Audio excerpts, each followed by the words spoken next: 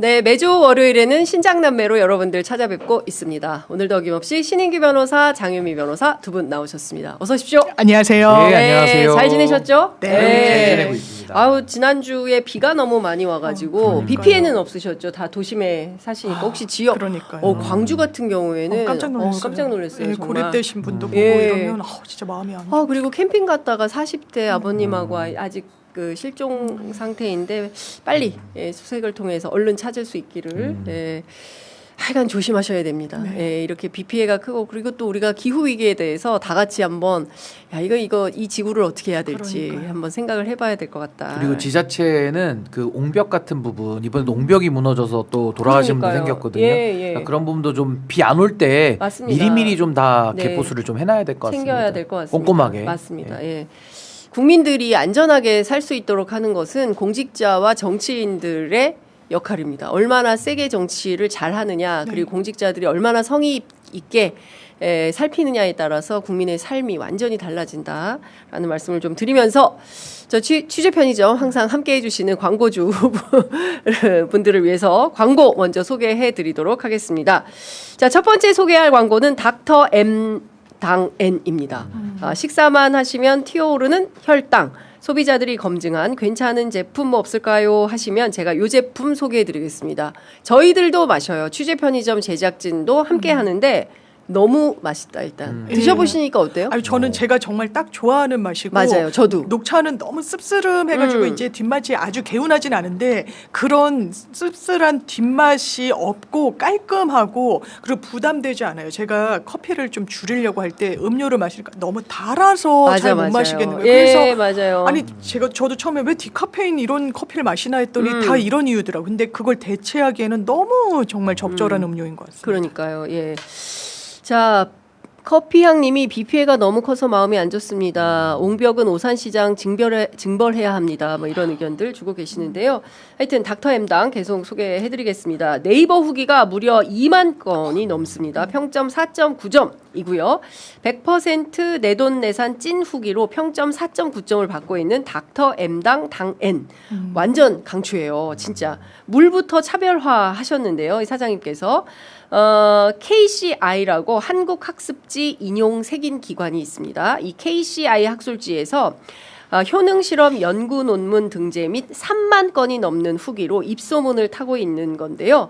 닥터엠 원수 100% 베이스 위에 식후 혈당 상승 억제에 도움을 줄 수 있다고 알려진 바나바 잎 추출물을 넣어서 시너지를 확 끌어올렸다고 합니다. 딱 5주만 닥터 M 당 N을 마시면서 혈당 체크 한번 해보시기 바랍니다. 5주간 혈당 건강 상태에 따라서 하루 2병 또는 3병 꾸준히 마셨는데 뭐 별다른 건강상 변화 없던데 하시면 사장님께서 전액 환불을 해드린다고 합니다. 엄청난 자신감이에요. 진짜 자신감이시다. 뿐만 아니라 혈당 스트레스와 상관없이 물 대신 마실 수 있는 건강까지 생각한 뭔가 없을까 이렇게 찾고 계시다면 깔끔하고 부드러운 차 맛에 닥터 M 당 N을 선택하시면 될 것 같습니다. 식후에 드시면 입안도 아주 상큼하고 깔끔해지는데요. 오늘 자정까지 주문하시고 배송 메모에 장윤선의 취재 편의점 이렇게 남겨주시면 모든 분들께 2 박스 주문하시면 1 박스를 더 드립니다. 2+1 이벤트 현재 진행 중에 있고요. 지금 네이버에서 닥터 M 당 N을 검색해 보시면 좋겠습니다. 근데 진짜 좋아요. 저도 마시는데 찾게 되는 이거 어디 갔지? 네. 냉장고에 넣어두고 찾게 되는 그런 맛이다라는 말씀을 좀 드리겠습니다. 자, 두 번째 소개해드릴 광고는 인터넷 비교원입니다. 무조건 써야 하는 인터넷, 휴대폰, 정수기 렌탈 의외로 매월 나가는 요금으로 부담되시는 분들이 많으신데요. 이런 분들의 부담을 줄이기 위해서 인터넷 비교원이 최대 128만 원의 혜택을 드리고 있습니다. 인터넷 TV 신규 가입 시 최대 48만 원, 휴대폰 구입 시 최대 50만 원, 정수기 렌탈 시 최대 30만 원, 그리고 쓰던 폰 그대로 통신 사만 변경하셔도 최대 30만 원의 혜택을 돌려드립니다. 인터넷 비교원은 지난 23년간 현금 사은품 누적 983억 원 이상이고요. 누적 가입자 60만 명 이상이고 서울보증보험에 8억 원 이상 보험에 가입되어 있는 튼튼한 법인 기업입니다. 따라서 안심하시고 가입하셔도 좋겠다라는 말씀 드립니다. 그리고 개인정보 보안도 철저해서 그동안 단 한 건의 보안 사고도 없었다. 라는 점을 강조해서 말씀드리겠습니다. 비교원에서는 지원금이 타사보다 적다 그러면 차액의 150%를 보장해드리는 비교원 보장제도 현재 실시하고 있거든요. 그래서 다 비교해 보시고 여기가 제일 낫겠다 싶으면 그때 가입하셔도 되겠습니다. 현금 사은품 혜택 말고 딴 거 없습니까? 라는 분들께는 55인치 삼성 텔레비전으로 선택하셔서 받으실 수 있도록 조치해 두었습니다. 자, 지금 1670-2571, 1670-2571로 전화 주시거나 네이버에 인터넷 비교원 검색하시고 상담 신청하시면 되겠습니다. 서경석 씨처럼 이렇게 한번 해보고 싶어요. 한번 인터넷 비교원. 전 잘 안 돼요. 역시 연예인은 다르다. 예. 다르죠. 제가 체육 진행하는 거 볼 때마다 감탄을 왜 저렇게 매불쇼에 사람들이 많이. 인산이는지 알 것 같아요. 그래도 또 요점을 결이 다른 탁탁 장점. 해가지고 재밌게 설명을 해주니까 방송은 저도 체육처럼 해야 되겠다. 롤 모델로. 예, 롤모델. 롤모델. 예. 공부해야 될 것 같아요. 예. 자, 본격적으로 여쭤보도록 하겠습니다. 특검부터 얘기를 좀 해봐야 될 것 같아요. 그렇게 버티더니 내란 특검 결국 윤석열에 대해서 바로 기소했습니다. 신 변호사님 어떻게 보셨습니까? 예, 우선은 이제 특검에서 사실은 윤석열 씨가 청구했던 구속적부심이 이제 기각이 되고 네. 다시 이제 구속 상태에서 또 과거와 같이 또 이제 안 나오면은 또 강제 구인하고 네. 뭐 조사하고 이제 이런 식으로 해서 20일이라는 구속 기간을 채우고 이제 기소를 하는 게 원래 통상적이었다면은 네. 이번에는 이제 구속적부심 기각이 나오자마자 특검이 그냥 추가 기소를 해버렸습니다. 네. 결국에는 뭐 혐의 입증에 강한 자신감을 내비친 걸로 봐야 되고 뭐 더 이상 이제 그 강제구인 수사를 여부를 가지고 옥신각신할 필요성조차 느끼지 못한다라는 그런 특검의 강력한 조치로 저는 이해를 하고 있고 결국에는 이제 기소가 또 됐기 때문에 이제 윤석열 씨 입장에서는 또 구속 상태로 이제 재판을 받게 되면 또 6개월 동안 이제 구속 상태로 받는 거거든요. 또 추가 기소가 되면 또 연장이 되는 것이고요. 그래서 일단은 굉장히 그 청청병력 같은 그런 소식으로 아마 윤석열 씨 입장에서는 받아들이지 않았을까 그렇게 생각합니다. 네. 지금 속보가 들어와 있는데요. 이종호 씨 있지 않습니까? BP 패밀리, 블랙펄 예. 인베스트의 김건희 씨의 계좌 관리인이죠. 특검에 지금 출석을 했는데 변호사법 위반 혐의라고 네. 해요. 어떻게 보세요? 그러니까 변호사법 위반 혐의는 골자가 그거예요. 이게 도이치모터스도 이제 1차, 2차로 나뉘잖아요. 네. 근데 1차에 포함됐던 주포 이모 씨가 있습니다. 이 사람이 재판받게 되고 막 이런 여러 이제 법률적인 리스크가 있으니까 야, 이거 선 닿는 사람들한테 내가 힘써줄게. 그러면서 김건희 이랬었다는 거예요. 그러면서 가져갔다는 돈이 8천만 원이 넘습니다. 네. 제가 기억하는 게 맞다면 8,930만 원인가 이래요. 와. 그러면 이 정도면은 돈을 줬다라는 사람이 내역을 일자별로 이건 검찰에 협조를 해가지고 했다라고 봐야 돼요. 왜냐하면 네. 끝자리까지 이 정도로 나오면.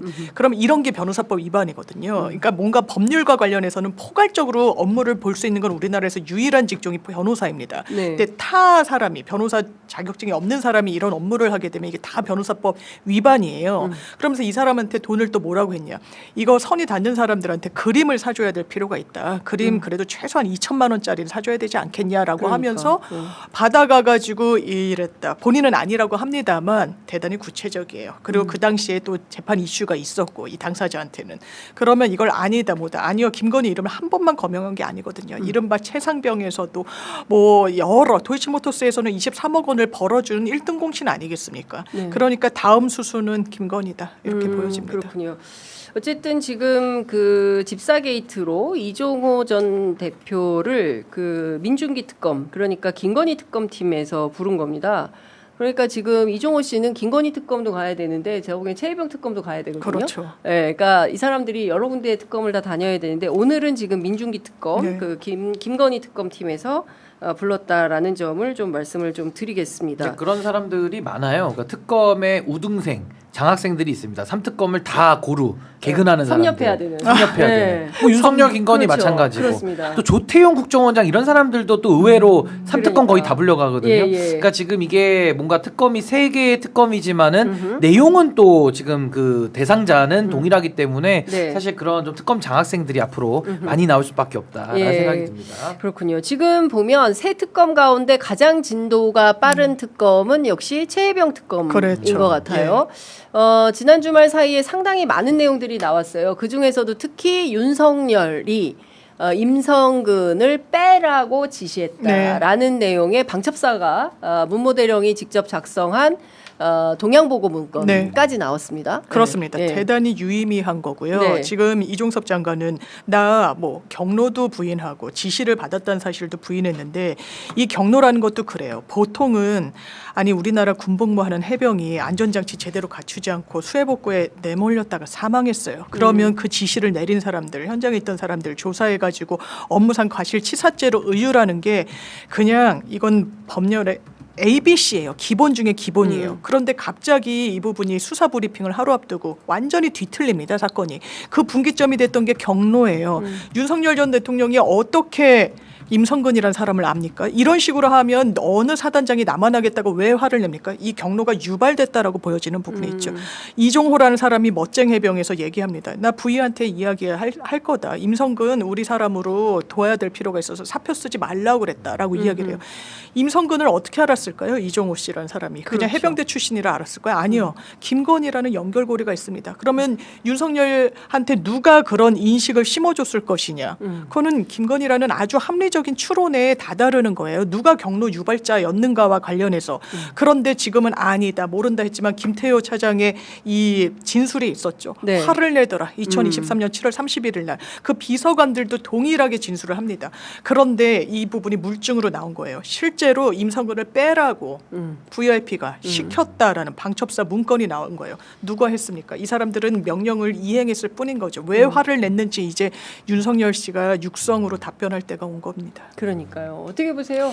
그러니까 이게 이제 유의미한 거는 사실 이제 윤석열에 의한 수사 외압인데 이건 당연히 범죄입니다. 그리고 네. 윤석열 씨도 과거에 본인이 그 국정원 댓글 사건 수사할 때 조영곤 당시 서울중앙지검장 앞에서 국정감사장에서 수사 외압을 폭로했던 적이 있거든요. 네. 본인이 범죄라고 폭로했던 그 일을 더 심하게 한 거죠. 네네. 그러니까 이거는 뭐 가벌성이 훨씬 더 높은 것인데 결국은 이런 식의 수사 외압에 대해서 계속 부인했지만 이젠 증언이 나오고요. 네. 거기에 대한 이제 문건까지 나온 겁니다. 네. 물증도 나오는 거예요. 예. 그러니까 이제는 뭐 더 이상 이제 윤석열 씨가 이 수사 외압에 대한 회피를 혐의를 피하는 건 이제 불가능하고 네. 저는 뭐 최혜병 특검이 가장 먼저 성과를 낼 수 있지 않을까라는 생각이 듭니다. 자, 관련해서 저희가 박정훈 대령의 변호인 맡고 계시죠. 김종민 변호사 전화 연결해서 지금 특검 수사 상황 어떻게 지켜보시는지 여쭤보도록 하겠습니다. 김 변호사님 나와 계시죠? 네, 안녕하세요. 김종민 변호사입니다. 예, 원래 저희가 스튜디오에 모셔서 오늘 말씀을 좀 네, 드리려고 그러니까요. 했었는데, 나갔어야 되는데. 예, 뭐 이동 중이어가지고 그러니까요. 네. 예.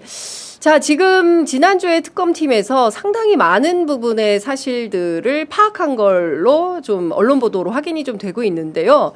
김 변호사님 지금까지 진행된 최혜병 특검팀의 수사 어떻게 좀 지켜보고 계십니까? 일단 공수처에서 상당히 광범위한 자료 확보를 한 것 같아요.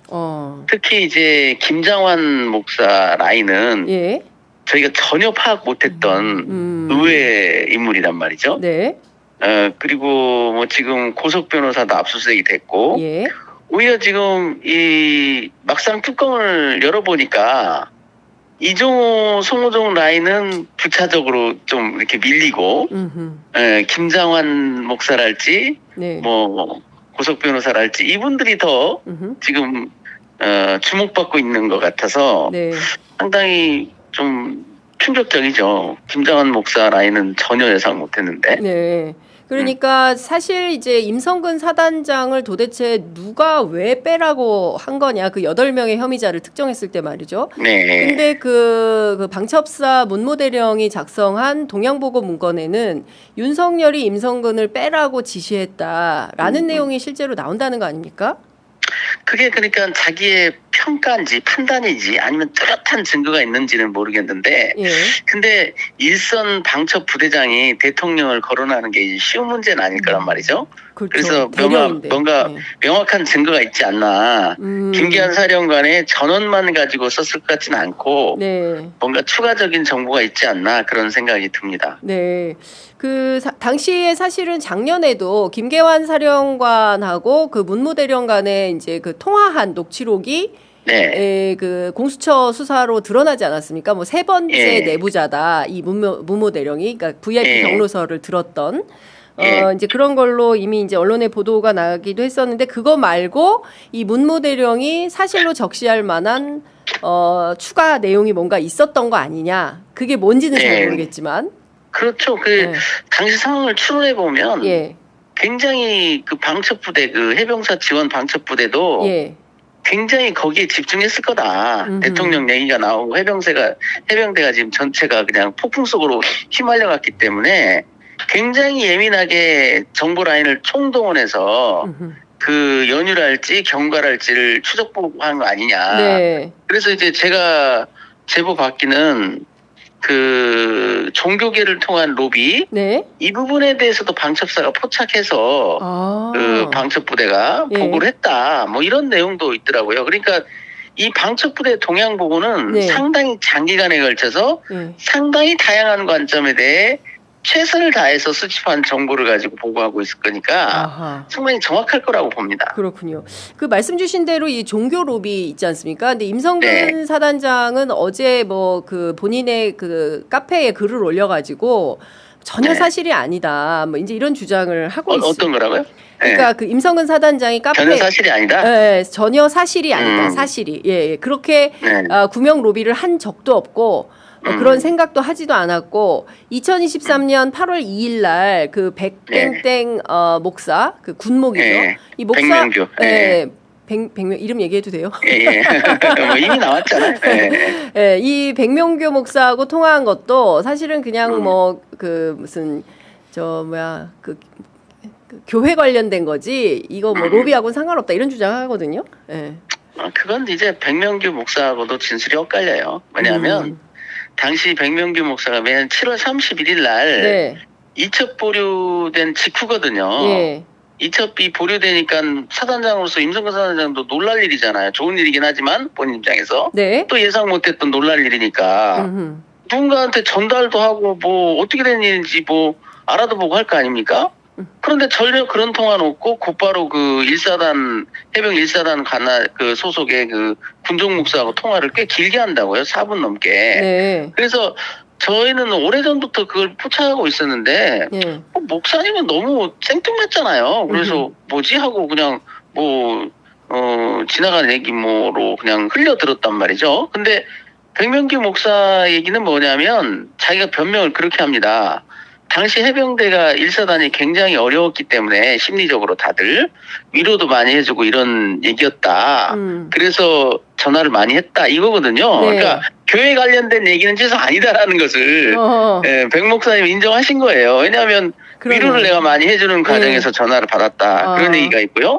그리고 또 지금 백명규 목사가 주목받고 있는 이유가 언론 보도에 보면 그 7월 31일 날 임성근 사단장과 백명규 군종 목사와의 통화가 끝난 다음에 곧바로 백명규 목사가 뭐 김장한 목사한테 통화를 했다더라. 뭐 그런 보도가 나온 것 같아요. 그러니까 뭐냐면 영장을 중앙지법이 내줄 때는 뭔가 근거가 좀 있어야 될 거 아닙니까? 단지 그냥 그 무렵에 전화통화 한 번 했다고 해서 압수수색을 할 수는 없잖아요. 그렇죠. 뭔가 근거가 있을 거다. 그렇게 추정할 만한 뭔가 로비 루트가 아니냐라고 의심할 만한 정황이 있기 때문에 압수수색 영장을 내줬겠지. 그냥 백명규 백 목사님과 임성근 사단장 사이에 통화 한 통 가지고 압수수색 영장을 낸다? 그건 좀 무리가 있죠. 그렇게 영장을 내줄 판사가 있겠습니까? 아무리 그분들의 그 사생활이 다 노출될 수도 있는 건데. 그래서 적어도 연결고리는 있기 때문에 그리고 이제 그 압수수색 전날 저는 이제 JTBC 유선희 기자하고 그 문제와 관련해서 긴급하게 좀 이것저것을 상의를 한 게 있었어요.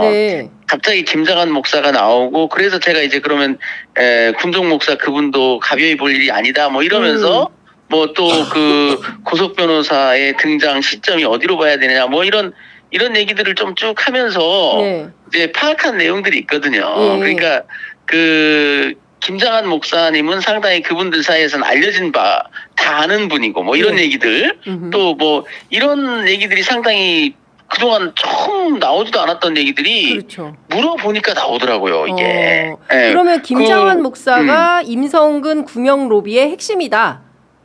그렇게 보고 있는 거 아니냐 적어도 특검은. 그리고 그 특검의 그 판단은 공수처가 이미 확보한 광범위한 통신기록 속에 다 그게 드러나는 거 아니냐 그런 얘기가 있어요. 그리고 최근에 이제 제가 이종호 게이트라고 이종호 네네네네. 라인을 통한 로비에 대해서 제가 그렇게 정리를 한 적이 있었어요. 뭐냐면 예.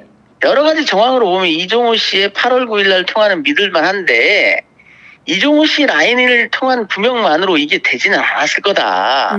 그러면 결국 숟가락 하나 얹고 생색낼 수는 있다. 네. 가볍게 그냥 말 정도 건넸다가 일이 잘 되니까 마치 자기가 당한 것처럼 아하. 호들갑을 떨 수는 있다. 네. 그러나 나는 중요 라인은 이종호 라인이 아닐 수 있다라고 본다. 그렇게 말씀을 드린 적이 있어요. 네네. 지금도 보면 네. 이종호 라인은 곁가지인 것 같고요. 곁가지. 그리고 최근에 이제 임성근 사단장 쪽을 이렇게 대변하는 분이 하신 말씀이 네. 최초의 송호종으로부터 송호종 씨로부터 이종호 씨한테 간 최초의 문자, 예. 사단장 사표 낸다더라. 네. 이 문자가 예. 8월 2일 날 언론 보도를 보고 그거를 그냥 링크를 걸어서 보낸 거라는 거예요. 예. 그러니까 제가 그 부분도 어딘가에서 지적을 했습니다. 뭐냐면 예. 이종호 로비가 실체라면은 적어도 7월 31일 전에 송호종 씨가 이종호 씨한테 보낸 사표 낸다더라는 문자는 있어야 되지 않느냐. 그게 그 이유라면 넌센스다 제가 그랬어요. 네, 그거는 네. 뭐 그냥 전형적인 사기성 멘트 돌아가는 거 보고 자기가 엄청 대단한 일을 한 것처럼 뻥친 사기성 멘트에 불과할 거다. 네, 그러나 아직은 그 부분이 그 부분도 클리어된 게 아니에요. 왜냐하면 지금 뭐 7월 28일 날 네. 임성근 사단장의 부인 폰에서 그와 관련된 분하고 뭐 통화가 있다더라 뭐 이런 정보가 있어요. 지금 기자들이 저한테 알려주더라고요. 임성근 누구라고 이름도 사단장 알려줬는데 아직은 뭐 특정하기 그렇고. 아니 그러니까 부인 폰하고 누구랑 통화했다고요? 임성근 사단장이 부인의 폰에서 예. 이종호 지금 문제되고 있는 이종호 씨 관련자들 있지 않습니까? 예. 그분 중에 한 분과 통화가 된 게 있다는 거예요. 그래서 그런 제가 제보를 받았거든요. 저도 하도 전화를 많이 받으니까 어느 신문 어떤 기자라고 정확히 기억을 못해요. 그런데 그러니까. 아무튼 그런 제보가 있다. 그래서 그건 또 아까 송호종 씨, 이종호 씨의 최초 문자와 좀 어긋나는 거 아니냐. 아직도 그건 점검을 해봐야 되는 거 아니냐라는 생각을 들어요. 근데 제가 보니까 특검의 기류는 그쪽보다는 종교계 로비를 훨씬 중하게 다루고 있는 거 아니냐. 그렇게 보여요. 왜냐하면 지금 비중이 그쪽에 치우쳐 있고 거기에 대해서 굉장히 예민하다는 거예요. 특검이. 압수수색 나가기 전날 굉장히 예민했다는 거예요. 이제 그걸 알아보려고 어떻게 이제 김장한 목사님 이름을 캐치한 언론에서 계속 이제 특검 쪽을 두드린 거죠.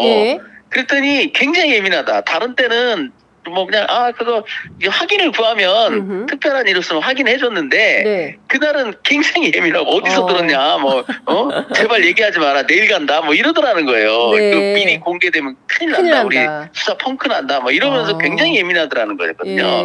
그래서 이제 공력을 들이고 있는 수사 섹터 아니냐 그렇게 생각은 들어요. 근데 지금 이철규 의원도 그것도 역시 제가 언론으로부터 들었는데 이철규 의원은 그렇지 않습니까? 그때 대통령하고 통화 한 번 한 거 가지고 사람을 이렇게 탈탈 털면 말이 되냐 그렇죠. 이런 항의를 하셨잖아요. 맞습니다. 근데 들리는 말로는 그분 역시 윤통과 통화한 직후에 김 목사와 통화한 게 있다더라 이런 게 지금 언론을 통해서 이제 들린단 말이죠. 그것도 제가 어떤 언론인지는 정확히 특정을 못 하겠는데 그거 역시 제 추측으로는 이철규라는 현직 국회의원 그것도 위원장인데 상임위원회 위원장이신 분을 갖다가 판사가 영장을 내줄 때 대통령과 그 시점에 통화 좀 했다고 바로 영장을 내주겠습니까? 먼저 그것도 뭔가 이렇게 앞뒤의 통화가 의심할 만한 정황이 있기 때문에 내준 거 아닐까. 그럼 그 말도 일리는 있지 않나. 근데 지금 다 그냥 설일 뿐이고 눈으로 보이는 자료를 누가 들고 있는 건 아니니까 제가 이제 추측만 하고 있는 건데요. 그래서 보면 이게 우연이라고 보기에는 그래서 지금 7월 30일 날 윤통이 경로한 상황에 대해서도 아주 세밀하게 보는 이유가 뭐냐면 보고 받자마자 사단장 얘기는 나오자마자 뚜껑 열렸다는 거잖아요. 속된 말로. 이것은 사전 정보 없이는 불가능한 거 아니냐. 그래서 뭔가 사전에 오정보가 입력되고 로비가 있었던 것이 아닌가 추정이 된다는 거죠. 네. 특히 그 사단장 얘기가 나오고 화를 낸 다음에 다른 사람을 다 내보냈다는 거거든요. 알겠습니다. 그건 뭐냐면 계획된 거 아니냐는 거지, 윤통의 마음속에. 그렇네요. 은밀하게 할 얘기가 있으니까 다른 사람들은 내보낸 거 아닌가? 그렇죠. 라고 추정이 되잖아요. 알겠습니다. 그래서 지금 다시 한번 그 028007070에 대해서 네. 저는 그게 대통령이 5층에서 윤 대통령이 그때 예. 당시에 예. 그 5층에서 자기가 전화한 거 아닌가 이렇게 봤는데 네. 특검 관계자들은 다르게 보고 있다라는 그런 정보가 있어요. 그렇죠. 그러니까 이걸 윤통으로 보기에는 이게 안 맞는다 정황과 왜 회의를 하고 있는 사람한테 그렇죠. 전화를 걸며 또 그리고 왜 실무진들하고만 그렇게 통화를 하며 또 꽤 긴 통화를 이렇게 했는데 네. 왜 긴 날을 우리가 군사법원을 통해서 확인한 것도 7월 28일부터 네. 8월 9일이었거든요. 그런데 유독 7월 31일만 사용됐어요. 네. 그 전화번호는. 알겠습니다. 그러면 공수처는 훨씬 긴 시간을 그 028007070을 조회했을 거란 말이죠. 네. 그러니까 쭉 그 사용된 내역들을 이렇게 볼 거 아닙니까? 알겠습니다. 그럼 이게 대충은 감이 오는 거죠. 이게 네. 누구라는 윤통이 게? 사용했는지 아니면 문제의 그의 네. 김건희 여사가 사용했는지 김건희라는 의심스러운. 것을 특검이 확인했다는 거잖아요. 아니에요. 그렇게 보는 게 아니고 네. 뭐 그런 윤통으로 단정할 수 없지 않냐라는 기류가 있다. 기류가 있다. 그러니까 알겠습니다. 그 배제하지 않는다. 열어놓고 보고 있다. 네. 이런 말들이 지금 흘러나오고 있거든요. 알겠습니다. 그래서 김 저는, 변호사님 지금 예. 그 전화여서 이게 예. 전달이 쉽지 않은 것 같아요. 그래서 예. 저희가 오늘 인터뷰는 여기까지 듣도록 하고요. 그렇죠. 그리고 저희가 예. 조만간 스튜디오에 모셔서 예. 또 말씀을 좀 듣는 기회를 마련하도록 하겠습니다. 예. 네, 감사합니다, 김 변호사님. 예. 네, 고맙습니다. 네. 저희가 지금 사실은 최혜병 특검팀이 진도를 엄청나게 빠르게 그렇죠. 나가고 있어서 관련된 내용 저희가 조금 여쭤봤는데요. 어쨌든 중요한 것은 그 임성근 사단장의 구명 로비가 김장환 네, 김장환 목사까지. 그 극동방송 이사장에 의해서 펼쳐졌다고 특검은 네. 보는 것 같다. 그리고 028007070의 그 전화는 윤석열이 아니라 김건희 가능성이 더 높다. 더 높다. 딱 김건희다 이렇게 규정할 수는 없지만 거기까지 수사 속도가 나고 있다라는 점을 좀 저희가 말씀드리겠습니다. 새 특검 중에 가장 진도가 빠른 최혜병 특검 사정 저희가 조금 알아봤고요. 다음에 제가 조금 여쭤보고 싶은 것은 내란 특검입니다. 내란 특검 관련해서 한덕수 총리에 대한 위증 혐의의 수사에 착수했다는 단독 보도가 경향신문으로부터 오늘 보도가 되고 있어요. 네. 지금 뭐 윤석열은 안 나오고 버티고 있고 그리고 그 밖에 다른 사건들에 대해서도 적극적으로 수사를 해야 되는데 다음 타자가 한덕수인가 이런 생각을 하게 되네요. 아니 근데 일단 최혜병 특검 관련해서는 네. 이제 말씀 좀만 살을 붙이면 결국 그 세 꼭지거든요. 하나가 그 최혜병의 안타까운 희생에 대한 그 죽음의 책임. 이게 지금 뭐 과실치사로 할 게 아니라 이 정도 되면은 미필적 고의에 의한 살인죄까지도 좀 열어보고 수사를 해야 되니까 임성근 전 사단장은 이제 여기에 해당이 되는 거고요. 이제 수사 받아야 되는 거고 이제 수사 외압에 대해서도 결국에는 핵심은 윤석열이거든요. 맞습니다. 모든 권한을 다 가지고 있었던 사람이니까요.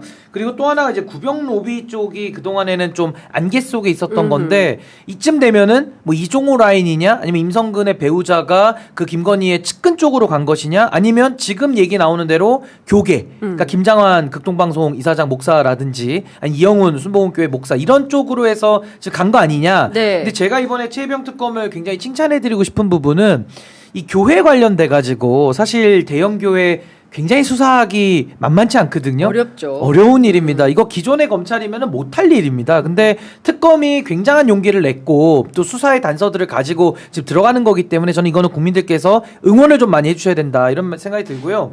내란 특검 관련해서는 이제 거의 수사가 이제는 뭐 얼추 이제는 좀 나온 거 아니냐. 왜냐하면 내란의 혐의는 너무나도 명징하고요. 네. 그 다음에는 내란을 덮기 위해 했던 뭐 여러 가지 체포 방해라든지 또 증거 인멸이라든지 직권 남용 요쪽을 지금 수사하면서 이번에 윤석열에 대한 영장이 또 발부가 됐던 그 부분이고 이제 마지막이 외환 관련된 부분이거든요. 네. 근데 외환 관련돼 가지고는 사실 이제 안보실 쪽이나 군 관련된 인사 이번에 김용대 드론 작전 사령관도 그렇습니다. 지금 구속영장이 청구가 됐기 때문에 이제 이쪽 파트 하나 남은 것이고 나머지는 내란과 관련된 주요 임무 수행자 김용현 국방부 장관 외에 가장 유력한 사람이 한덕수 총리 아닙니까? 네. 그 다음이 이상민 행안부 장관 단전 단수. 네. 그 다음이 이제 최상목이에요. 최상목 전 기재부 장관. 예, 예. 그러니까 이쪽에 대해서 국무위원들 당시에 참여했던 사람들이나 뭔가 주요 임무를 수행했다라고 볼만한 사람들에 대해서는 아마 이제 신병 확보에 저는 특검이 나설 것이다. 저 그렇게 예상합니다. 네. 어쨌든 지금 내란 특검과 관련해서는 뭐 그 국무위원들 순위를 네. 정해 주셨는데 실제로는 심우정 검찰총장을 포함해서 검찰의 내부를 좀 들여다보고 수사해야 되는 있죠. 것도 중요한 거 아닌가요? 예, 왜냐하면 윤석열 씨 공소장에 들어가 있으니까요. 네. 그날 검찰의 행적이 들어가 있으니까요. 왜냐하면 선관위에 불법적으로 계엄군을 보냈습니다. 국회에 네. 뭐 말할 것도 없고요. 그때 그 현장에 있었던 사람이 검찰에서 나올 거라고 이야기를 들었다. 그래서 2명이 실제로 나왔다라고 합니다. 그 2명 누굽니까? 그리고 공소장에는 이 부분을 검찰이라고 쓰지 않고 수사기관이라고 어떻게 보면 톤다운해서 기재를 해놨죠. 네. 이 부분 수사해야 됩니다. 왜냐하면 대한민국의 국가기관들이 국민의 녹을 먹고 업무를 해야 되는 사람들이 불법을 저질렀어요. 이걸 제대로 점검하지 않는다는 건 대한민국 역사에서 사실 있을 수가 없는 일입니다. 그러면서도 눈 하나 깜짝하지 않고 거짓말했다는 게 지금 한덕수 전 총리의 혐의입니다. 나 계엄 문건 나 전혀 못 봤는데 집에 가봤더니 뒷주머니에 있었는데 어떻게 총리의 뒷주머니에 문건을 찔러 넣을 수 있는 사람이 어떻게 상식적으로 있습니까? 그러니까 CCTV랑 배치되는 거예요. 문건을 아주 정확하게 짚어보는 거.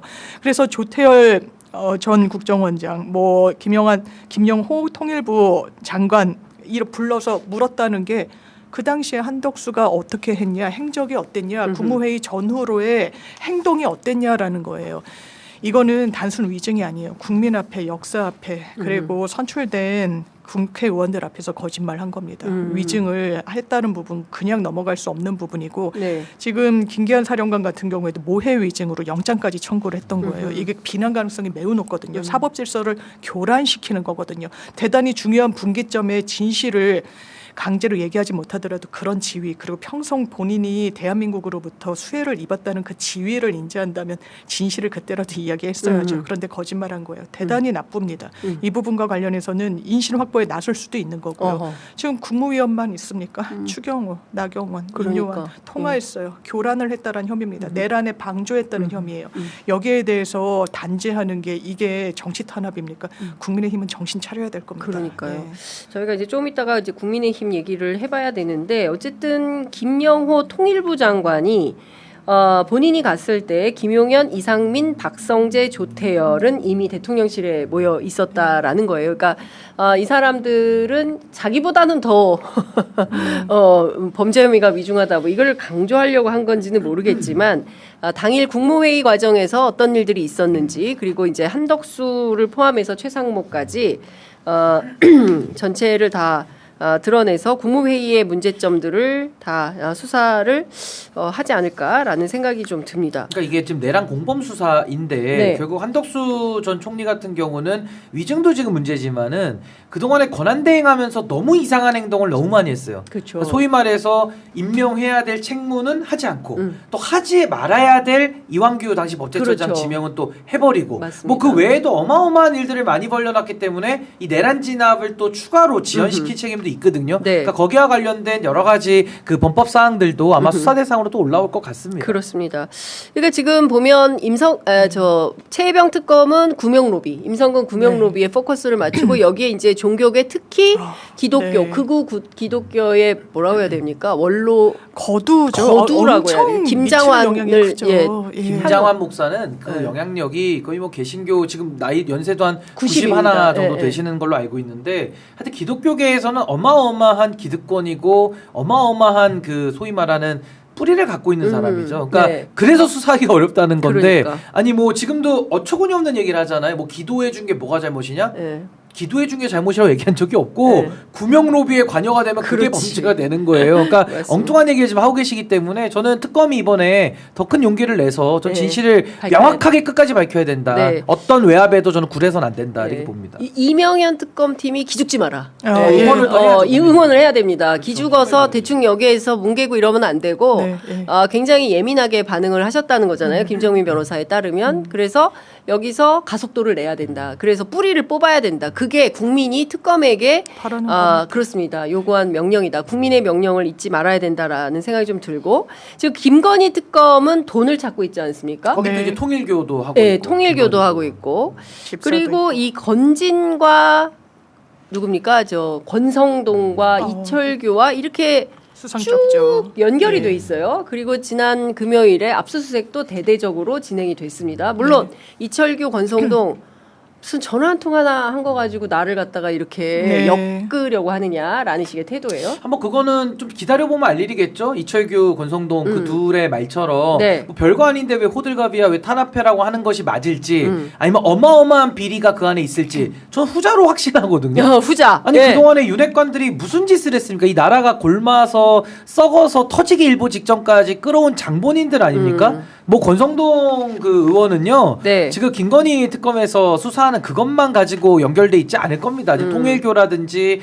내지는 과거에도 뭐 그 누굽니까 그 네. 쌍방울 관련해 가지고도 증거 조작 40개 40억짜리 뭐 그 녹취도 나오고 그랬잖아요. 네, 그러니까 네. 온갖 비리가 지금 그 안에 냄새가 풀풀 나는 거예요. 거기다가 이번에 이철규 의원은 이제 최희병 특검 쪽에서 확인을 했습니다마는 네. 결국에는 이런 구명 로비라든지 이철규 의원이 그동안에 뭐 김건희가 명품백 받을 때 그거 뭐 대통령 기록물이다라는 헛소리를 하면서 이 정권을 전면에서 그 부정한 일들을 다 온몸으로 막았던 사람들이거든요. 네. 그러면서 당을 사유화하고 당을 농단했던 사람들이기 때문에 이 사람들 또 어디 나올 것 같습니까? 제가 볼 때는 명태균 관련된 그 게이트에서 또 나와요. 그러니까. 공천농단의 주범들입니다. 제가 볼 때는 네, 네. 뭐 언더 찐윤이 됐든 뭐가 됐든 용어가 중요한 게 아니라 각각의 부정과 비리와 범죄 내지는 그 범죄를 수사하기 위해 당연히 국민들을 위해서 일해야 될 검찰과 경찰, 공수처를 힘으로 눌러왔던 그 세력이 바로 권성동 이철규인 거예요. 그러니까 여기에 대한 수사가 이제 시작인데 네. 여기도 마찬가지죠. 김장한 목사 수사하는 것만큼 여기도 어려울 거예요. 그러니까 저는 지금 김건희 그리고 내란 특검 그리고 최희병 특검 어차피 국민의힘으로 수사 대상 들어갑니다. 이거는 상수예요. 어쩔 수가 없어요. 뭐 죄를 없다고 해줄 수가 없잖아요. 그러니까 저는 정치 외압의 외력에도 굴하지 말고 오직 국민만 보고 법과 원칙대로 수사하는 것이 네. 특검에게 부여한 국민적 명령과 요구다. 저 그걸 꼭 그러니까요. 기억해 주기를 진심으로 저는 수사하고 싶습니다. 네. 네, 권성동 의원은요. 본인은 대단히 무리한 정치 수사라고 하는데요. 피의자로 적시가 됐고 범죄 혐의는 정치자금법 위반입니다. 통일교와 관련해서 윤석열 씨가 대선 치를 때 마이크 펜스 부통령이 오는데 이거 통일교 주체 행사고 통일교에 대해서는 비토 여론도 있죠. 특히 개신교 신자들한테. 그러니까 간이 많이 그럴 때 좀 강경하게 가야 된다라고 했다라는 거예요. 그럼 정치자금법과 무슨 연결고리가 있을 것인가? 통일교로부터 지원을 받았다는 혐의 이런 현역 의원에 대해서 지역 사무실 그리고 국회의원 사무실 자택까지 영장 나오기 아까도 김정민 변호사 짚어주시면 쉽지 않아요. 어느 정도의 자금 흐름이 소명되지 않았나라고 추정되는 부분입니다. 작년에 6월에는 통일교에서 주최하는 대단히 큰 행사에 본인이 또 축사를 하러 가요. 그것만 있습니까? 건진이요. 통일교 2인자 윤영호 씨인가요? 이 문자를 주고받아요. 이 전당대회를 앞두고 있었을 시점입니다. 네. 윤심은 정확히 누구입니까? 라고 물어요. 그러니까 권성동이다 라고 이야기를 합니다. 그러니까 통일교 신자들 10,000명 정도를 동원하면 되겠느냐. 어떻게 해야 이 투표권을 하느냐. 왜냐하면 1,000원씩 3개월 내면 된다라는 거 아닙니까? 그런 부분과 관련해서 근데 나중에 본인이 출마를 끝까지 완주하진 않았죠. 그러니까 우리가 낭패를 봤다는 취지로 또 불만을 통일교 2인자가 토로합니다. 이 지원 내요. 통일교 행사의 적극적인 부분, 영장이 발부될 요건까지 무르익었다. 거기에 대해서 정치 수사 항변하면 안 될 겁니다. 이제 정확하게 본인이 왜 그런 관여를 하게 됐는지 건진과는 무슨 연계가 있으며 전당대회 때 지원을 받은 거 맞는지 또 신천지 이슈도 있었어요. 과거에 그 국민의힘의 당원의 어떤 집단적인 그런 부분들 오염되는 부분들 종교계가 정치에 이런 식으로 어떻게 보면 부적절하게 관여하는 부분들 이제는 해명해야 될 시간이 왔습니다. 네. 그러니까 하나가 또 혐의가 하도 많아서 빠뜨렸는데 그 당원들 동원한 부분은 이제 또 정당법 위반 또 들어갑니다. 그러니까요. 전당대회 관련해서. 그러니까요. 자, 주말 사이에 지금 하나 논란이 되고 있는 게 있으니 강준욱 비서관이에요. 대통령실의 국민통합비서관이 올해 3월에 낸 저서인데 야만의 민주주의라는 책을 통해서 내란을 옹호했다. 오늘 한겨레 단독 보도입니다. 계엄은 다수당의 횡포를 못 참아서 실행한 것이다라는 주장을 해서 상당히 큰 논란이 좀 되고 있습니다. 관련해서 지금 본인은 국민들께 사죄하겠다. 그러나 사퇴는 아직 입장이 안 나온 것 같아요. 사과한다. 국민께 사죄해드린다. 그러나 사퇴는 아직 없는 것 같아요. 자, 그 민주당 내부에서는 이거 사퇴해야 된다라는 얘기도 나오고 있습니다. 이현주 의원 오늘 아침 라디오 인터뷰에서 선을 넘었다. 이제 그만둬야 된다. 이제 이런 입장인데, 자, 두 변호사님은 어떻게 생각하시는지 좀 여쭤보겠습니다. 아니 지금 이게 사죄와 사퇴는 초성 하나만 다르거든요. 네. 지읒이냐 티읒이냐 하나 다 차이인데 이게 사죄 갖고 될 일입니까? 그러니까 저는 이 강준욱 뭐 교수 출신이라고는 하는데 이분이 불과 이 계엄 단계, 그러니까 불법 내란 상태에서 진압 과정 기간이었던 지난 3월 그때 나온 책에서 지금 나와 있는 내용들인데 그냥 모스탄 같아요. 제가 볼 때는 모스탄이다. 한국판 모스탄. 근데 어떻게 그런 사람이 국민 통합을 말합니까? 그러니까 국민을 말하는 것도 어불성설이지만 국민을 통합하려고 좀 비서관에 가서 1급의 직책을 지금 새 정부에서 한다? 저는요 이거 강준욱 비서관 사퇴로만 될 게 아니라 누가 이런 사람까지도 뽑아서 검증을 부실하게 하고 비서관 자리까지 줬는지 전 이 부분도 의심스러워요. 그러니까 지금 이거를 발견이 됐으니까 망정이지 만약에 발견이 안 됐다라고 한다면은 저는 좀 끔찍합니다. 그러니까 소름 돋는다. 소름이 돋죠. 어떻게 네. 이거는 뭐 기회주의로 표현하기도 너무 어렵고요. 네. 내란을 옹호한 모스탄 같은 사람이 어떻게 대통령실에 들어가서 국민 통합을 운운하느냐. 전 이건 있을 수 없는 일이 지금 일어났기 때문에 뭐 사죄는 말도 안 되는 거고 그냥 사퇴하고 네. 그냥 공적인 영역에서 떠나세요. 그러니까 이런 분은 비서관이 말이 됩니까 이게? 그러니까 누가 이런 있을 수 없는 사람을 일이죠. 새 정부, 그러니까 이것은 우리가 내란을 극복하고 6개월간의 기나긴 질서 있는 국민적 혁명으로 사실은 시민혁명인 겁니다. 지난 촛불혁명에 의해서 이번에 우리가 빛의 혁명으로 이재명 정부를 국민 주권 정부를 출범시켰는데 국민의 힘으로. 아니 그 국민의힘이 아닙니다. 어쨌든 피플 파워로 시민의 힘으로 이렇게 출범시켰는데 그런데 이 강준욱 비서관이 윤석열에 대해서 사실상 무죄를 주장하기도 했어요. 이 책에서 무슨 얘기를 했냐면 계엄으로 인해서 사람이 죽거나 혹은 다치거나 국민의 기본권이 제약되거나 자유가 침해되었다면 대통령에게 책임을 물을 수도 있을 것이다. 하지만 그런 일은 없었다. 대통령의 행동 방식에 책임질 부분이 있다고 생각하지 않는다라는 거예요. 계엄 이전에 있었던 민주주의를 앞세운 수많은 폭거는 민주주의라는 이름으로 당연한 일인 듯 받아들이면서 계엄은 단죄되어야 할 일로 간주하는 데는 민주화 정의로움이라는 국민의식이 뿌리 깊게 자리 잡고 있다.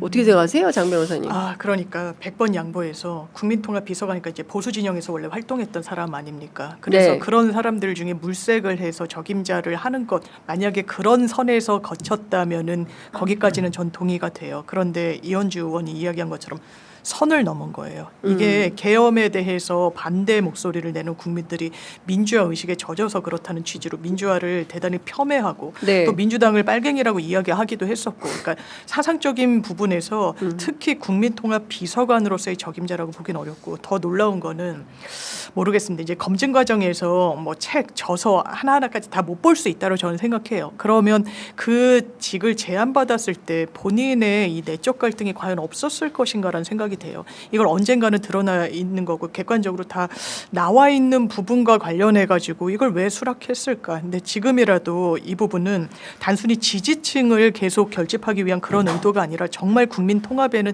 저해되는 겁니다. 이런 의견도 있으니까 이 의견이 맞다라는 건 민주주의가 아니에요. 정말 갈라야 되는 사회적으로 통용되지 않는 의견도 있는 겁니다. 계엄에 대해서는 그 부분은 명확한 거예요. 불법 계엄입니다. 사법부가 단죄를 내리고 있고 이미 헌법재판소가 단죄를 내렸어요. 거기에 대해서 옹호하는 건 대한민국 시민 자격까지 의심이 돼야 되는데 국민통합 비서관이라뇨. 좀 어불성설인 것 같습니다. 아니 근데 이게 그 본인이 고사를 했었어야 된다라는 장 변호사님 말씀도 맞아요. 근데 그건 이제 우리가 기대 불가능한 일이죠. 왜냐하면 김대남 같은 사람 하나 떠올려 보시면 좋을 것 같아요. 김대남이 누굽니까? 김건희한테 붙어가지고 녹음으로 다 우리가 들어서 알지만은 제발 자기 공천 좀 제발 달라. 그러니까. 근데 이제 버림당하니까 또 그 안에서 기회주의 처신하다가 감사짜리 하나 받고 그 2달 만에 잘린 사람 아닙니까? 근데 최근에 또 대선 때는 또 민주당을 끼웃거려요. 네. 그러니까 저는 이런 김대남류의 지금 그 아까 제가 강스탄, 네. 강준욱, 강스탄 강스탄 네. 같은 사람은 절대 공적인 영역에 발붙여서는 안 되는 사람입니다. 제가 볼 때는. 근데 어떻게 이런 자가 새 정부의 대통령실에 그것도 초기에 지금 비서관 자리에 와 있고 또 하는 일이 국민 통합이다. 이 있을 수 없는 일이죠. 그러니까요. 그러면 여기서 국민 통합을 이런 자가 한다라고 하면요. 그럼 뭐 국민의힘도 뭐더러 저는 보수의 종말 왜 외치고 보수의 종말책 왜 씁니까? 왜 종말 시킵니까? 아니 그럼 잘 지내면 되잖아요. 이게 말이 안 돼. 어불성설. 저는 이번 그 국민주권정부 탄생의 가장 1등 공신이 응원봉 들고 거리로 뛰쳐나왔던 우리 국민들 아니십니까? 그리고 그 눈비 올 때 눈을 맞고 밤새서 현장을 지키는 그 추운 날 현장을 지켰던 그 키세스단 아닙니까? 맞습니다. 우리 장 기자님도 현장에 많이 다니셨지만 네. 그 현장이 얼마나 추운데 국민들이 나라 걱정하면서 매 국면마다 만들어낸 지금 이 정권에서 이거 저는 용납하기가 너무 어렵습니다. 이거 있을 수가 없는 그러니까요. 일이고 오늘이라도 저는 강 비서관은 빨리 짐을 싸는 것만이 저는 유일한 정답 아니냐. 네. 저는 그런 생각이 듭니다. 국민 분열 시킬 사람이다. 크림소다님께서 지금 의견 주시고 있고요. 앞서 말씀드린 바에 따르면 오늘 바로 잘라라. 지금 대통령실은 국민을 모독하는 것이냐. 누가 추천한 거냐. 한 제발 사람도 있어서는 안 돼요. 인사가 만사인데 인사 좀 잘해라라는 얘기고 반드시 사퇴시켜야 된다라는 의견이 굉장히 압도적으로 많이 올라오고 있습니다. 그러니까 이게 사실은 민심이거든요. 댓글창이 민심입니다. 그래서 상황을 보면 밀정이다. 강밀정. 강밀정을 바로 잘라라. 예, 이런 얘기 나오고 있는데 저는 다 떠나서 당시에 그 유력한 그러니까 이재명 당시 후보죠. 대통령에 대해서도 굉장히 노골적인 반감을 드러내는데 이런 얘기를 합니다. 누가 되든 야권의 대통령 후보라는 사람들의 생각이나 이념은 세상을 퇴보시키는 것이 분명하지만 이재명만큼 예측 불가능하지는 않다. 사람에 대한 호불호를 떠나 그가 범죄자든 아니든 이재명의 행동이나 이제까지 살아온 행태를 볼 때 그가 대통령이 된다면 강력한 공포의 전체주의적, 독선적 정권이 될 것 같다는 불안감이 매우 크다. 아니 그렇게 불안한 전체주의 정권에 왜 들어가 있냐고요. 그 본인이 지금 그게 그러니까. 설명이 안 되잖아요. 그러니까 밀정 얘기가 나오는 거예요. 밀정. 예, 밀정. 근데 누가 이런 사람을 추천했는지 저도 오늘 적극적으로 좀 취재를 해보겠습니다. 이거 심각한 문제예요. 왜냐하면 제가 예. 이 자리에서도 몇 번 설명드렸는데 국민 통합은 해야 됩니다. 네, 근데 반드시 국민 해야 통합의 됩니다. 제1 예. 원칙이요. 원칙 있는 통합이에요. 그렇습니다. 그게 비빔밥이고요. 원칙 없는 통합, 이런 강스탄 같은 사람들을 데려다가 통합을 시키면 그게 짬처리 되는 거거든요. 예. 짬을 어떻게 국민들이 먹습니까? 그렇습니다. 비빔밥을 만들어야지. 어떻게 원칙이 없는, 아니 이분은 원칙 없는 정도가 아니라, 이건 제가 아까 그랬잖아요. 김대남 정도는 그냥 기회주의로 제가 그냥 웃고 넘길 수 있어요. 해프닝으로. 근데 이건 그 수준이 아니잖아요. 그렇습니다. 아니 그럼 윤상현은 왜 못 품고 그 논리대로 하면은 왜 지금 저 내란의 우두머리들 아니 수사를 왜 아니, 해요? 그러니까 왜 그거를 그러면 수사를 왜 하냐고. 홍준표 말맞다하게 한밤에 해프닝으로 여겨야죠. 그러면 그렇죠. 우리 국민들은 뭐가 됩니까? 6개월간 길바닥에서 한 대서 잠자면서 키세스가 되어서 눈밭에 굴렀던 그 10대, 20대, 30대 청년 학생들은 뭡니까? 그 덜덜 떨면서 네. 손에 동상 입으면서 하신 분들이 뭐가 되냐는 거예요. 전 이런 그렇습니다. 자가 단 한 명이라도 지금 이름이 거론되는 것 자체가, 이건 뭐 당연히 정부의 부담은 당연한 문제지만은 이 국민들이 이게 용납이 되겠습니까? 이런 자를 1급 비서관을 시키는 나라 만들려고 국민들이 그렇게 한 건 아니잖아요. 그렇습니다. 인식 자체도 너무 이상하고 사실은. 예, 그렇습니다. 그러니까 지금 중요한 포인트는 아까 어떤 분께서 비린내가 풍기네 이런데 생선 향기 이렇게 하면 이런 사람들이 이제 들러붙는 거죠. 파리떼가. 그런데 이럴 때 잘 걸러내는 것도 사실은 대통령실의 중요한 능력이고 역할입니다. 그런데 구분 없이 통합 좋은 거야. 통합 좋죠. 그러나 말씀하신 대로 우리가 일제강점기를 지나고 식민지에서 제대로 된 그 친일 청산을 못했기 때문에 2024년도에 우리가 광복절에 얼마나 기가 막힌 김영석 같은 사람을 독립기념관장에 앉혀가지고 얼마나 기가 막힌 세월을 보냈습니까? 그러면 또 이렇게 하자는 겁니까? 그거 하지 말라고 지난 6개월 동안 정말 질서 있게 전 세계가 깜짝 놀랄 정도로 평화로운 시민혁명을 통해서 빛의 혁명을 통해서 새 정부 만든 거 아닙니까? 그런데 또 이런 사람들을 데려다 쓰면서 이 사람이 안에서 무슨 생각하겠어요. 네? 그러니까 이 사람이 안에서 이재명 정부의 성공을 빌까요? 아니면은 정보 팔면서 밀정의 역할을 하겠습니까? 정말 이상한 사람이에요. 제가 네. 볼 때는 자기의 3달 전의 판단을 바로 완전히 뒤집었어. 뒤집어버리면서 그리고 여기에 왕거 지금 아니에요. 월급 받고 사죄한다는 거 아니에요. 사죄도 하지 마세요. 그 아까운 시간 사죄도 그러니까. 할 필요도 없고 빨리 자리를 비우고 방을 빼는 게 맞고 네. 그러니까 다시는 이런 일이 재발돼서는 안 되잖아요. 국민들이 이거 얼마나 마음에 상처가 되시겠어요. 됩니까? 그러니까 이거는 좀 냉정하게 아니 저는 초반에 혼선이 있을 수 있다고 보는 입장이에요. 혼란이 있을 수 있는데 그래도 아닌 건 아닌 거대로 빨리빨리 이거는 도려내야 되는 것이고 다시는 이런 일 방지하기 위해서는 누가 추천해서 어떤 검증으로 1급 자리에 갔는지 이거는 저는 좀 밝혀봐야 된다. 그래야 다시는 이런 일이 반복이 안 될 것 같고 국민들이 그래야 안심을 하실 것 같아요. 제가 볼 때는. 그러니까 지금 정신 못 차리는 국민의힘 상황보다 더 국민들이 분노하고 화가 나는 지점이 이런 겁니다. 새 정부가 출범했고 국민적 지지를 받고 있고 그리고 이재명 대통령 얼마나 열심히 합니까? 네. 김밥 드시면서 야근하면서 우리 직장인들처럼 똑같이 그렇게 네. 일을 하면서 국민들이 느끼는 불편함과 어려움을 해소하려고 적극적으로 노력하는데 그 안에 이런 사람이 끼어 있어? 이거는 안 되지라는 판단을 하기 때문에 제가 보기엔 오늘 정오가 넘기 전에 빨리. 오늘 정오가 넘기 전에 이 문제는 정리하는 게 맞다라는 말씀을 좀 드립니다. 아니 그리고 사죄도 그래요. 저 윤석열이 사과해도 별로 기분 감흥 없고 오히려 더 기분 나쁘거든요. 거긴 지금 사과도 안 하고 그러니까 죄나 빨리 죄값이나 치러라 이건데 네. 우리 강 비서관도 오해하면 안 되는 게요. 사죄로 넘어갈 수 있는 단계가 아니에요. 네. 그러니까 사죄로 어물쩡하려는 생각을 아예 마음에 품지 않길 바랍니다. 그렇습니다. 자, 우리가 문재인 정부도 촛불혁명으로 됐지만 네. 실제로 변화가 없었어요. 그래서 많은 분들이 분통을 터뜨리며 윤석열 정권에 얼마나 많은 분들이 개탄을 했습니까? 이재명 정부, 국민주권 정부에서는 이런 일이 있어서는 안 된다라는 국민적 자각 속에서 이진숙, 강선우 두 후보자에 대해서도 비판을 하고 있는 거 아니겠습니까? 그리고 강선우 후보자는 앞으로 더 나올 게 많다는 거지 않습니까? 지금 방금 뭐 기자들 사이에 밭글이 돌고 있어서 제가 이 내용은 설명을 좀 해드려야 될 것 같은데 대통령실이 주말 사이에 강선우는 안고 가겠다라는 입장을 밝히자 SBS 보도국에서 강선우 추가 갑질 보도 여부를 최종 고민 중이라고 합니다. 추가 갑질 정황 증거는 이미 확보한 상태다라고 하니까요. 관련된 내용은 더 나올 걸로 보이고 저도 지금 하나 갖고 있는 내용이 있는데 그 부분에 대해서는 조금 더 추가 취재해서 보도 여부를 저도 결정하도록 하겠습니다. 국민들이 문제 제기할 때는 다 이유가 있는 겁니다. 근데 이런 것들을 간과하면 윤석열 같은 사태가 또 나오는 거예요. 항상 예민해야 됩니다. 예. 민심에 그렇다고 해서 막 칠렐레 팔렐레 휘딱휘딱 뭐 이게 아니라 사실관계를 정확하고 구체적으로 확인해서 관련 대응을 신속하게 하는 것이 민의를 거스르는 것이 아니다. 국민들이 참고 믿고 기다리고 있지 않습니까? 그러면 그에 적합한 인사를 하는 것이 옳다. 언론이 이런 거 해야 됩니다. 같이 그냥 좋은 게 좋은 거다. 그럴 수 있죠. 저희도 그러면 좋아요. 예, 힘들지 않고. 그러나 언론의 기능과 역할은 구체적으로 드러난 사안과 문제의 본질에 천착해서 드러내고 도려내고 발전적으로 나아가도록 그게 바로 국가의 비전하고 맞닿아 있는 게 아닌가 싶습니다. 우리가 국민의힘 얘기를 해야 되는데 11시가 됐네. 큰일 났네. 그래도 이 얘기는 좀 하겠습니다. 지금 김문수 전 후보자가 당대표 출마 선언을 했어요.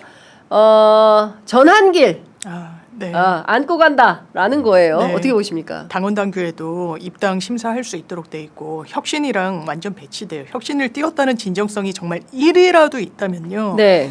윤석열 씨를 엄호하는 후보가 있는지 내가 가늠해보겠다. 없다면 내가 10만 당원들과 함께 전당대회에 나오겠다라고 이야기하는 사람을 국민의힘이 허용해서는 안 됩니다. 그런데 좋은 게 좋다라고 하는 게 정말 큰 뜻이 있고 정치 지향이 그래서 그렇다고 보이지 않습니다. 기득권 유지하는데 지금 그 지형이 본인들한테 나쁘지 않고 유리하기 때문이에요.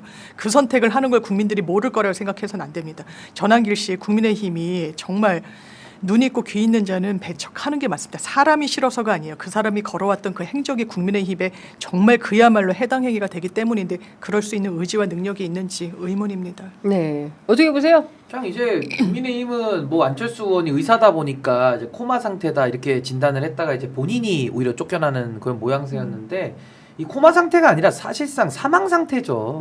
국민의힘은 이제는 더 이상 반응도 없고 그냥 그 안에서 냄새 풀풀 나는 그 기득권 쓰레기 더미에서 자기들끼리 그냥 누가 더 해먹겠다 그거 왜 무슨 의미가 있습니까? 그러니까 이게 뭐 아무래도 뭐 정당이라는 그 결사체가 총선을 위주로 움직이다 보니까 한 3년은 앞으로 유지는 될 거거든요. 뭐 국회의원들이 당장 뭐 해산당해가지고 배지를 떼지 않는 이상은 이대로 가는 걸 텐데 그 안에는 저 안에서 어떤 새로운 혁신이나 또 새로운 반성이나 이런 것들이 원천 불가능하다. 그래서 저는 뭐 이번에 당심이 80이고 민심이 20이라고 하잖아요. 그 안에서 이합집산 하겠죠. 김문수 또 장동혁 그리고 또 한동훈은 지금 또 개혁 진영에 있다라는 사람들을 만나고 다닌다고 해요. 뭐 유승민, 안철수. 근데 그게 무슨 의미가 있습니까? 그 국민의힘 안에 있는 안철수가 무슨 의미가 있으며 국민의힘 안에 있는 유승민이 무슨 의미가 있어요? 그 안에 있는 한동훈 윤석열 정권의 초대 법무부 장관이고 무슨 의미가 있습니까? 네. 그래서 저는 그냥 누가 되든 망하는 길로 가는 건데 빨리 망하냐 조금 천천히 망하냐 그 속도의 차이만 있을 뿐이고 전 이미 민심에서는 심판받은 집단이기 때문에 큰 의미는 없다. 저 그렇게 봅니다. 알겠습니다. 어찌됐든 지금 저희들이 국민의힘 같은 경우에는 그 좀 기가 막힌 수준으로 가고 있어요. 그러니까 내란에 대해서 여전히 엄호하는 것뿐만 아니라 윤 어게인을 하는 세력들과 함께하는 게 뭐가 문제냐는 식의 이른바 적반하장격으로 나오는 겁니다. 그래서 내란당 소리 듣는 거예요. 그렇죠. 내란 정당이라 해도 자신들이 반박할 용어가 있습니까? 그렇죠. 그러니까 이 사람들은 그냥 해산의 길로 가는 게 맞다라는 생각입니다. 국민들이요. 대한민국 국민들이 이렇게 간단한 사람들이 아닙니다. 예. 다들 우리가 80%가 대학 가는 나라잖아요. 뭐 예전에 비해서 조금 떨어졌다고는 하지만 405060 이 지식인 계급이 계층이라고 해야 됩니까? 네. 어마어마합니다. 상당한 집단 지성이 있는 나라입니다. 이 정도는 다 판단합니다. 그럼에도 불구하고 국민의힘이 이렇게 어깃장을 놓는다면 결국에는 국민들로부터 심판받는 역사를 스스로 만들어갈 수밖에 없다라는 생각이 좀 듭니다. 자, 취재 편의점 현장을 놓치지 않고 끊임없이 현장 취재하면서 애청자 여러분들과 소통하면서 함께 하겠습니다. 오늘 방송 괜찮았다면 구독, 좋아요, 알림 설정으로 여러분들 함께 해주시면 저희들 큰 힘이 됩니다. 자, 오늘 여기까지 하겠습니다. 두 분 말씀 잘 들었습니다. 고맙습니다. 네, 감사합니다.